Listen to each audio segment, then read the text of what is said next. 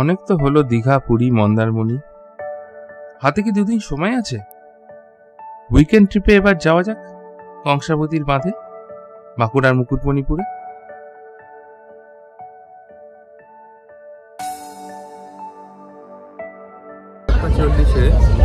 আমরা শালিমার স্টেশন থেকে আরানাথ এক্সপ্রেস ধরেছিলাম, ধরে আমরা ধীরে ধীরে যাত্রা শুরু করেছিলাম। এখন আমরা যাচ্ছি বাঁকুড়ার দিকে। মাঝখানে একটু আগে গড়বেতা স্টেশন ক্রস করেছে, এখন আমরা বাঁকুড়ার দিকে চললাম। মুকুটমণিপুর বাঁকুড়া থেকে 55 কিলোমিটার। বাঁকুড়া স্টেশনে নেমে বাসে করে খাতড়া যেতে হবে, সেখান থেকে অটো বা টোটো করে পৌঁছে যাওয়া যায় মুকুটমণিপুর। স্টেশন থেকে আপনারা গাড়িও নিতে পারেন, ভাড়া 1700 টাকার মতো। কংসাবতীর বাঁধ এশিয়ার দ্বিতীয় বৃহত্তম মাটির বাঁধ। এখানকার প্রাকৃতিক সৌন্দর্য অন্যরকম। সবুজে ঘেরা রাস্তা, তার সাথে বিশাল নীল জলরাশি। 2 দিন এখানে সময় কাটানোর জন্য বেশ ভালো।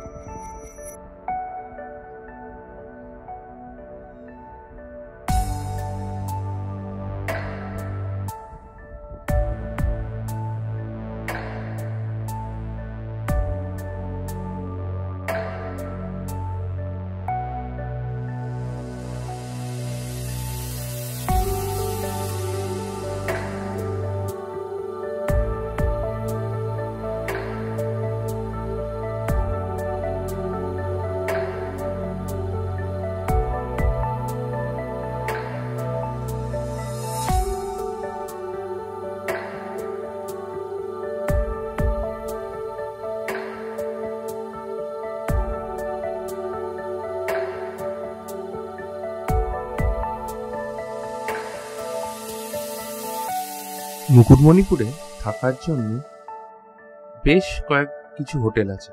বাজেটেড হোটেল থেকে লাক্সারি সব রকমের হোটেলই পাওয়া যায়। আমরা যে হোটেলটা ছিলাম তা বাঁধের একটা দিকে, তার নাম অপরাজিতা। এই হোটেলটির রিভিউ বেশ ভালো, এদের খাওয়া দাওয়া বেশ সুনাম আছে। আসুন হোটেলের ম্যানেজারের সাথে কথা বলে জেনে নেওয়া যাক।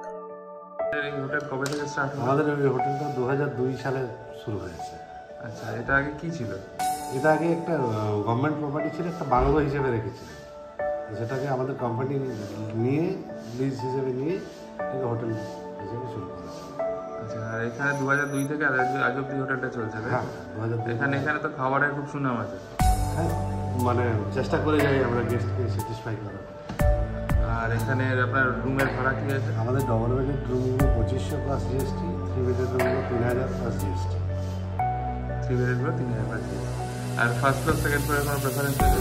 ফার্স্ট ফ্লোরে 4টে রুম আছে, যেগুলো ব্যালকনি আছে, ওইগুলোর ভিউটা বেটার। সেকেন্ড ফ্লোরে 2টো রুম আছে ডবল বেডের, first floor second floor double বেডের রুম, আর 3 বেডের রুমগুলো গ্রাউন্ড ফ্লোরে। ঠিক আছে। আর এখানে এলে কীভাবে যোগাযোগ করবে আপনার সাথে? আমাদের যে নাম্বারগুলো আছে সেই নাম্বারগুলো দিয়ে দিচ্ছি, সেই নাম্বারগুলোতে ফোন করে আসবে। ফোন করলেই আমরা বুকিংটা নিয়ে নিই। তারপর একটা 50% অ্যাডভান্স চেয়ে নিই, সেটা দিয়ে দিলে। আর আপনাদের নাম্বারটা? এটা আপনাদের নাম্বার, এই নাম্বারে ফোন করে এই নাম্বার আপনার সাথে যোগাযোগ। আপনার নাম? আমার নাম শান্তিময় নন্দী। আরেকটা যে নাম্বার আছে সৌমেন চক্রবর্তী। সৌমেন চক্রবর্তী আর শান্তিময় নন্দীকে যোগাযোগ করলে পাওয়া যাবে। Thank you.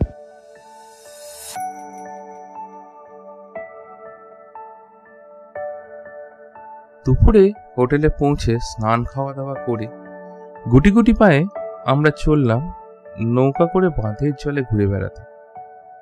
এখানে নৌকা ভাড়া সিজনে 600 টাকা। হোটেলের থেকে মেন ঘাটে যাওয়ার জন্য তবে দর করেও আপনারা যেতে পারেন।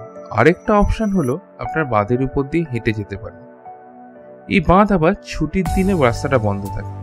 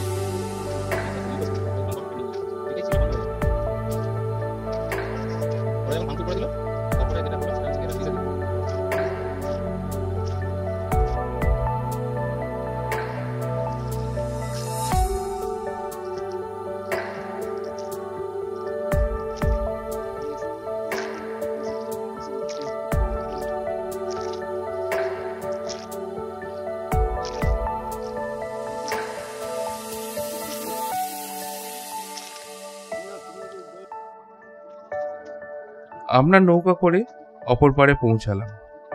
এটাই মেন ঘাট। এখান থেকে বোট সার্ভিস চালু আছে। এই বোটগুলো ডিয়ার পার্ক ঘাটে নিয়ে যায়। তবে আমরা আজ বোট সার্ভিস নেব না। বোট সার্ভিসের কাউন্টার ক্রস করে আমরা আরেকটু উপরের দিকে উঠে এলাম। বাঁধের উপরে যে গেট আছে সেটা ক্রস করে রয়েছে অটো বা টোটো স্ট্যান্ড।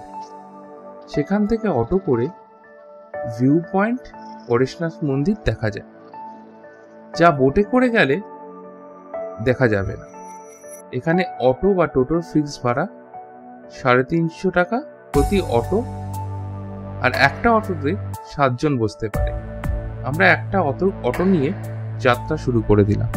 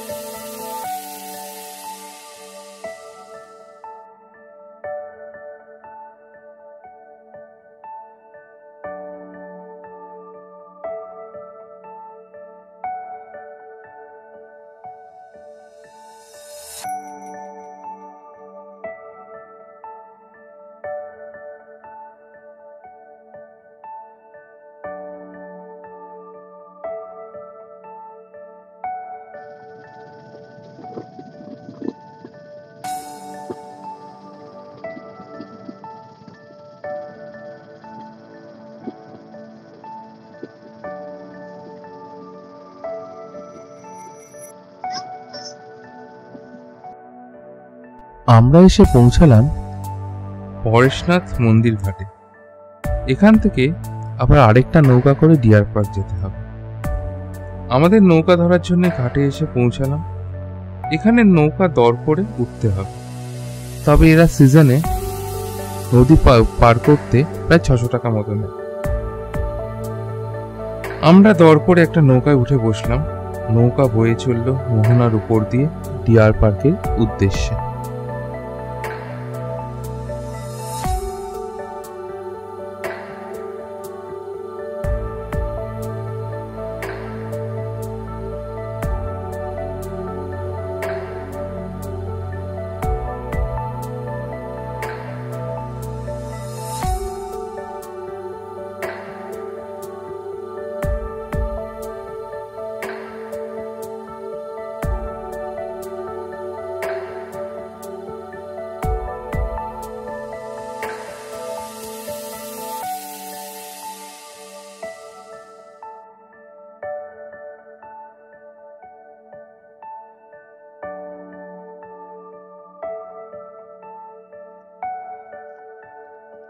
ডিয়ার পার্কের ঘাট থেকে উপরে উঠে দেখি এখানে ষাঁড় ধরে ভ্যানো বা অটো আছে। প্রতি ভ্যানো পিছু ভাড়া 450 টাকা।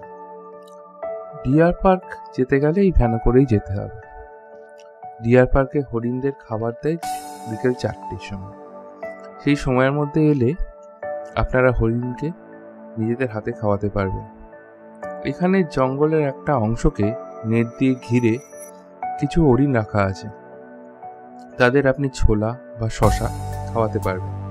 প্রতি শশা বা ছোলার বাটি 10 টাকা করে নিচ্ছে।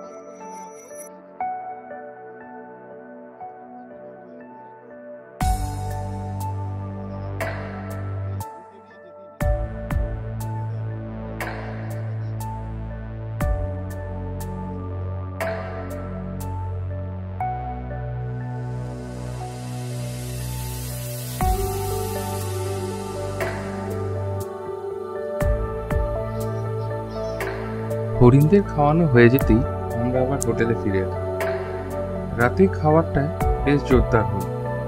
দেশি মুরগির মাংস আর গরম ভাত।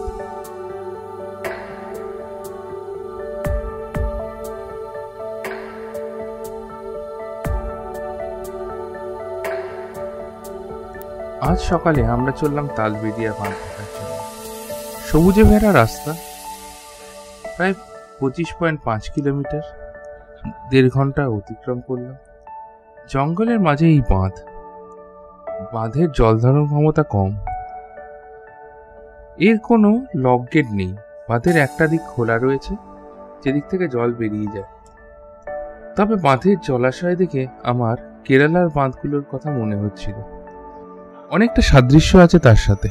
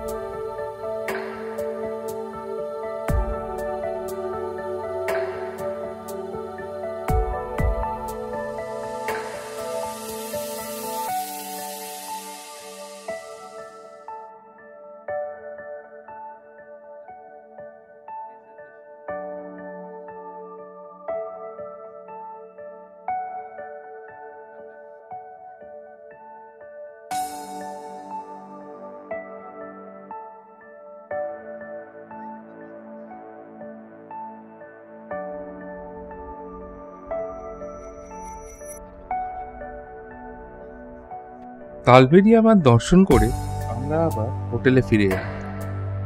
তবে পথে সুতান ফরেস্ট ঢু মেরে নি। তবে এখানে জঙ্গল গাছ ছাড়া আর কিছু নেই। তবে জঙ্গলে এখানে উন্নয়নের ছোঁয়া লেগেছে।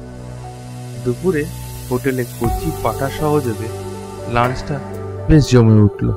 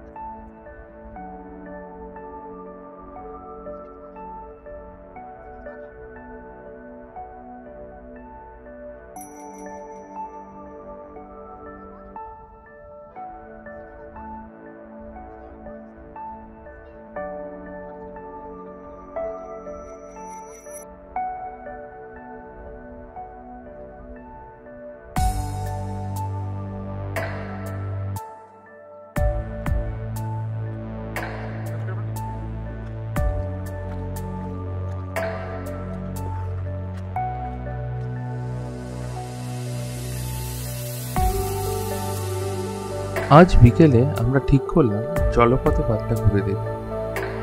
হোটেলের সামনে থেকে আবার নৌকা নিলাম, ওই পারে গেলাম, সেখান থেকে বোট বুক করলাম। জনপ্রতি 150 টাকা অথবা পুরো বোট বুক করতে 1500 টাকা নেবে। তবে এখানেও দরাদরি করতে হয়। দর করে একটা বোটে উঠে পড়লাম। পড়ন্ত সূর্যের আলোতে আমরা আমাদের বোট এগিয়ে চলল মোহনার উদ্দেশ্যে।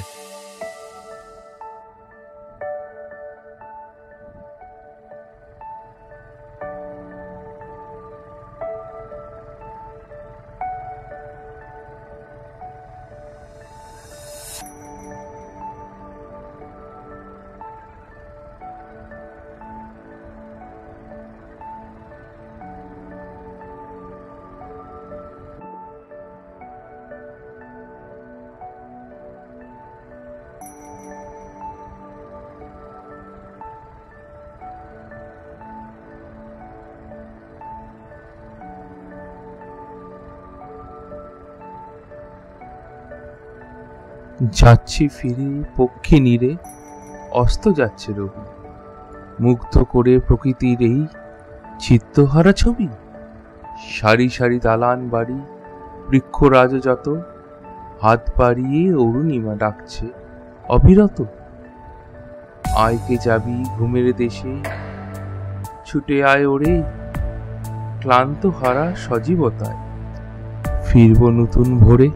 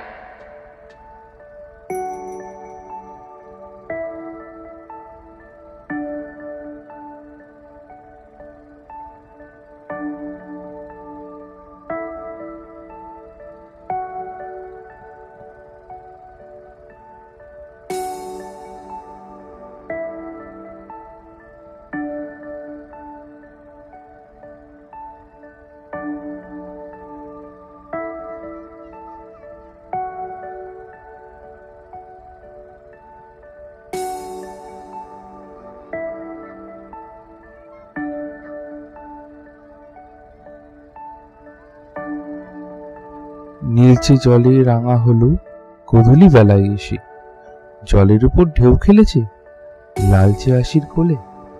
সূর্যি আসে অস্তাচলে নতুন ভোরের খোঁজে।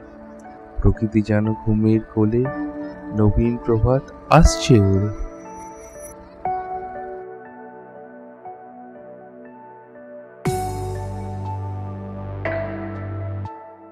আপনারা যদি এরকম আরও ট্রাভেল ভিডিও দেখতে চান তবে আমাদের চ্যানেলটিকে সাবস্ক্রাইব করে রাখুন আর লাইক করতে ভুলবেন না।